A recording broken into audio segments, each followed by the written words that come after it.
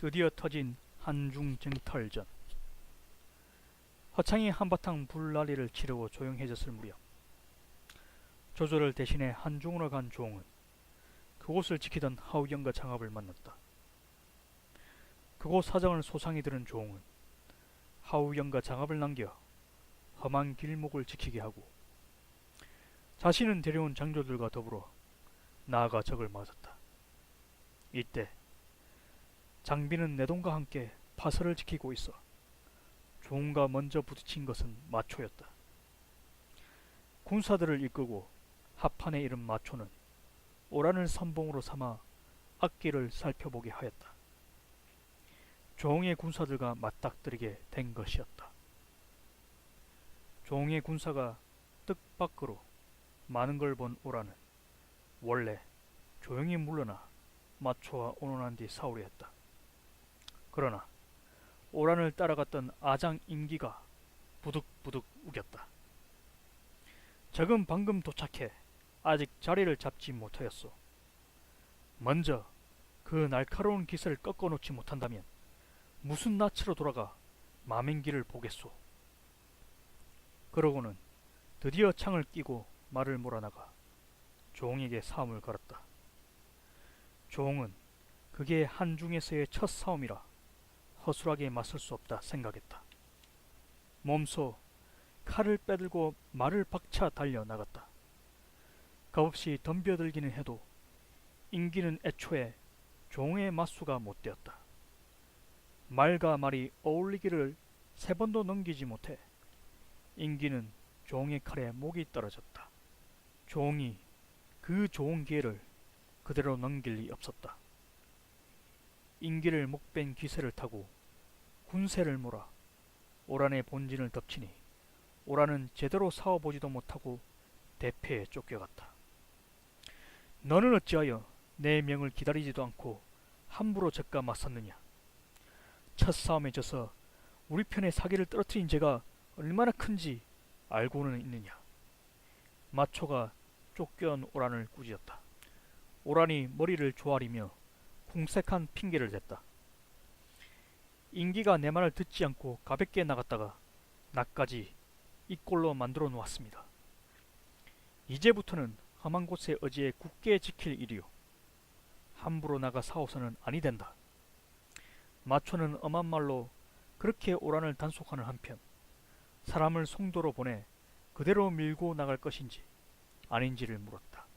못 보던 조홍이 나타난 걸로 미루어 조조가 대군을 보냈음을 짐작하고 한 일이었다.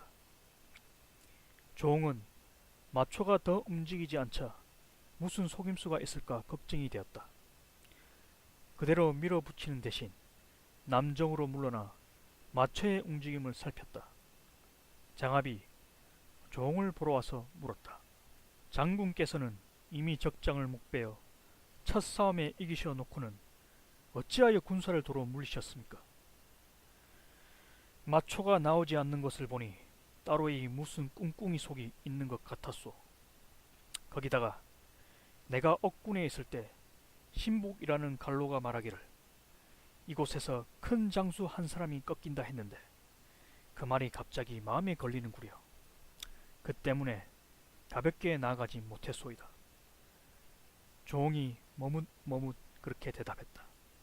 그러자 장합이 크게 웃으며 말했다.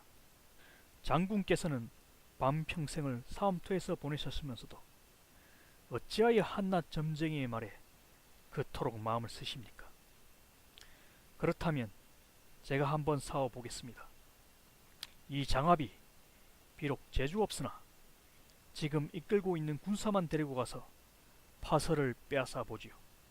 만약 파서가 우리 손에 들어온다면 촉군 전체를 빼앗는 것도 어렵지 않을 것입니다. 파서를 지키는 장수는 바로 장비회다. 결코 등한히 볼 장수가 아니니 가볍게 맞서서는 아니되오. 조홍이 엄하게 장합을 말렸다. 그러나 장합은 듣지 않았다. 사람들은 모두 장비를 두려워하나 제가 보기에는 어린애일 뿐입니다. 이번에 가서 반드시 사로잡아 오겠습니다. 그렇게 큰 소리를 치며 보내달라고 졸라댔다. 종이 마지못해 물었다.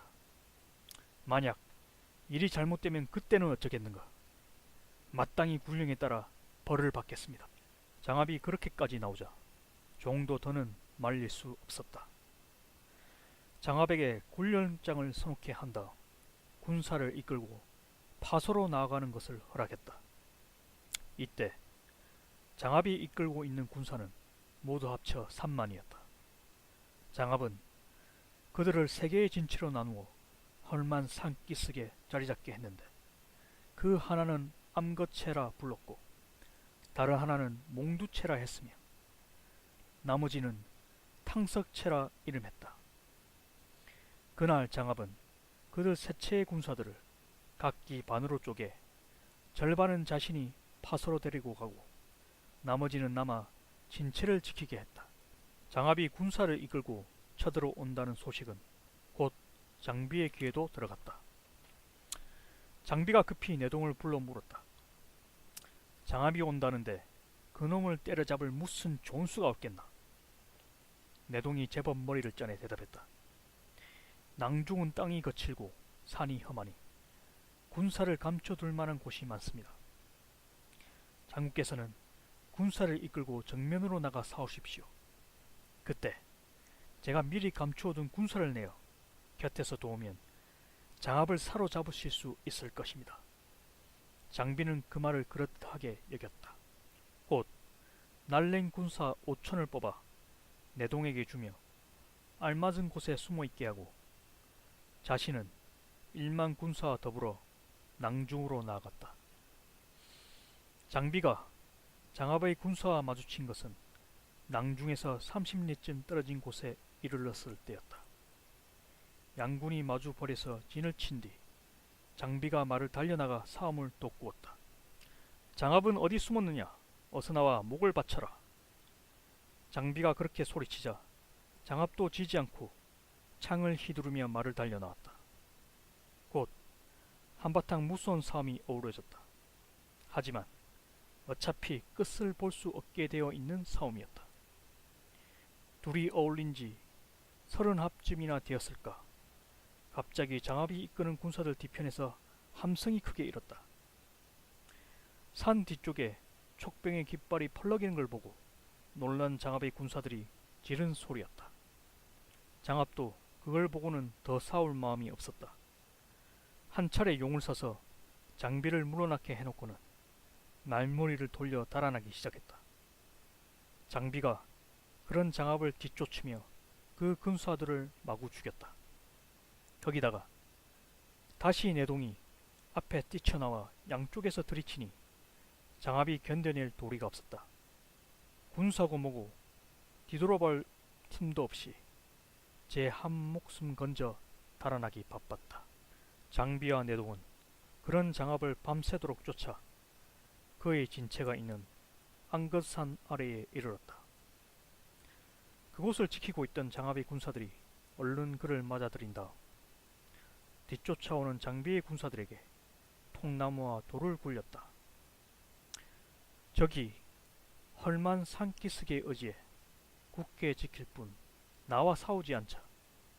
장비도 더는 어찌 해볼 수가 없었다.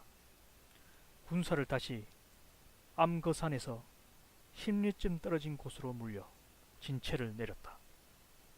다음날 장비는 일찍부터 군사를 이끌고 장압의 진체 아래로 가 싸움을 걸었다.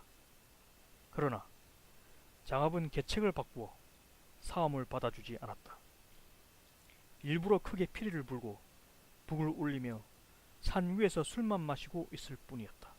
장비는 군사들을 시켜 큰 소리로 그런 장압을 욕하게 했다.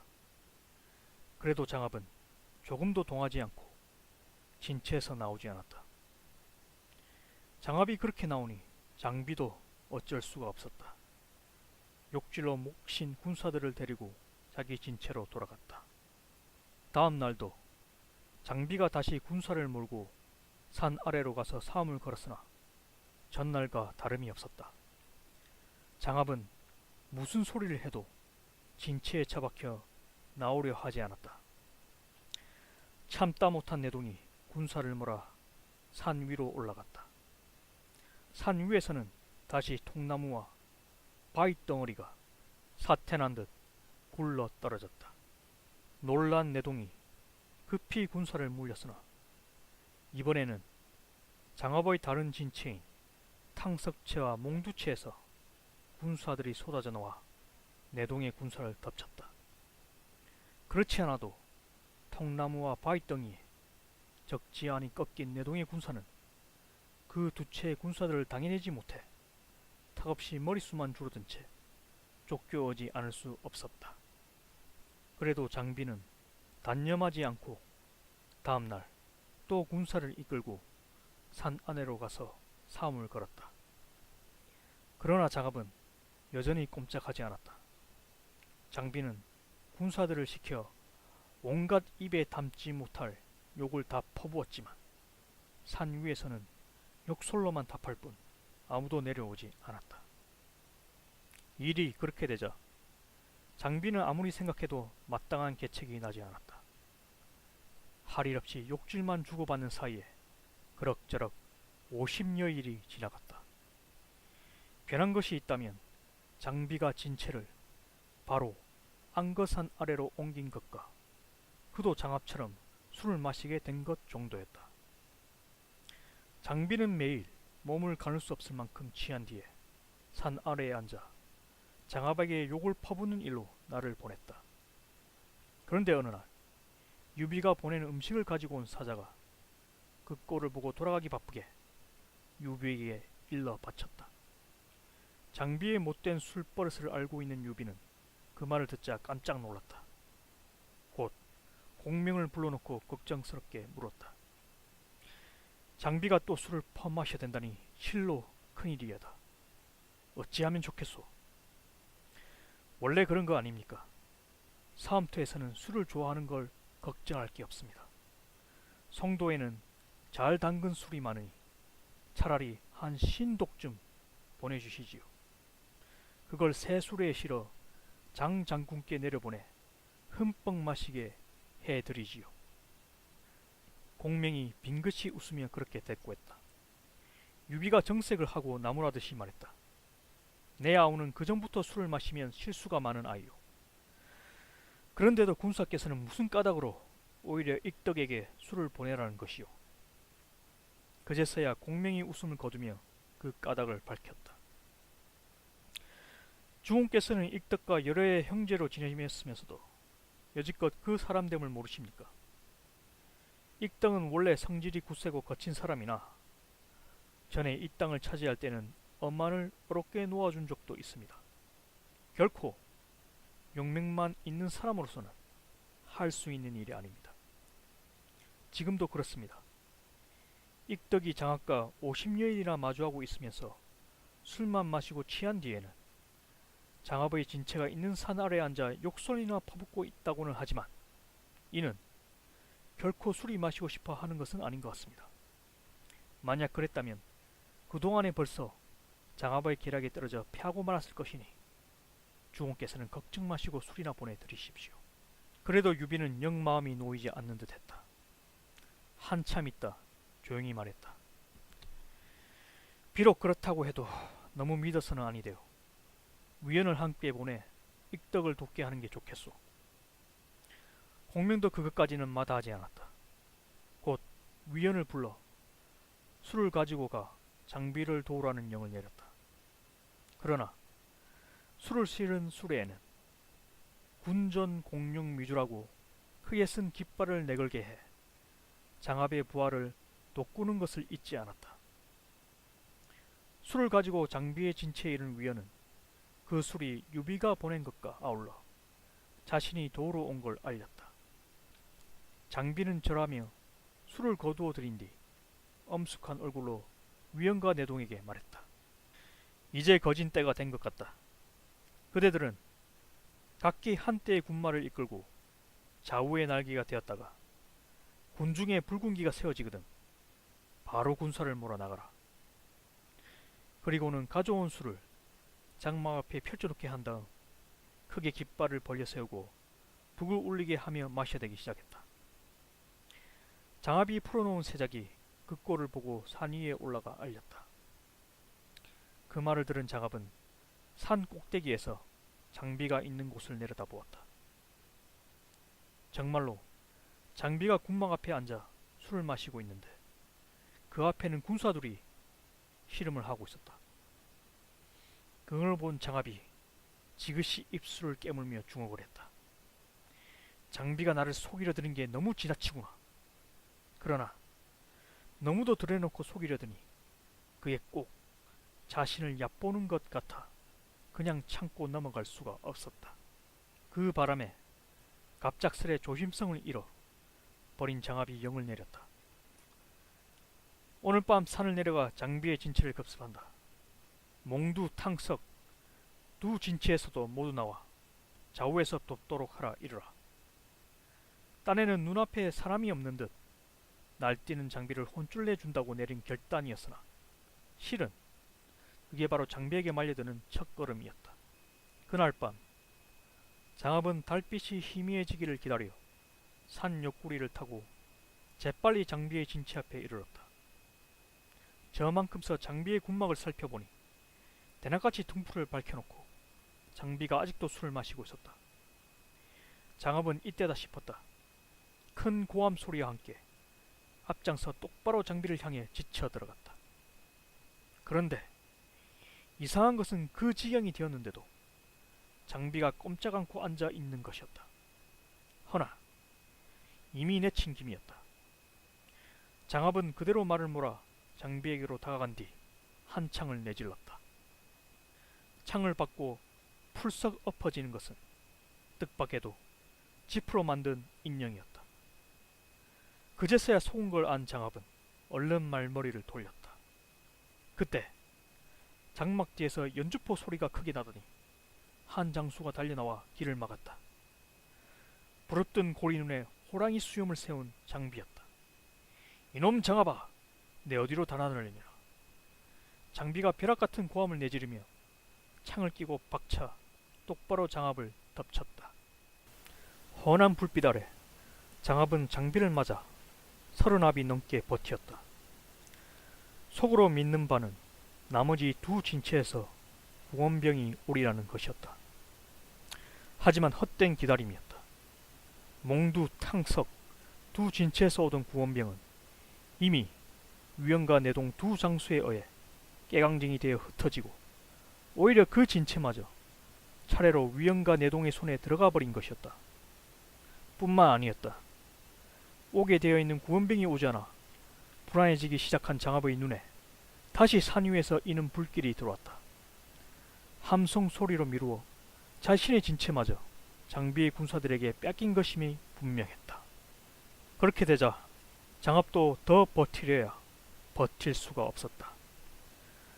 죽기로 길을 뚫어 와구간을 바라고 달아났다. 진체 셋을 모두 잃어버렸을 뿐만 아니라 데려간 군사도 셋의 하나가 성하지 못했다. 싸움에 크게 이긴 장비는 곧 그 소식을 성도에 전했다. 유비는 장비가 장압을 여지없이 쳐부셨다는 말을 듣자 기뻐 어쩔 줄 몰랐다. 비로소 장비의 술이 다만 장압을 산 위에서 끌어내기 위한 계책에 지나지 않았음을 알고 공명의 밝은 눈에 다시금 탐복했다.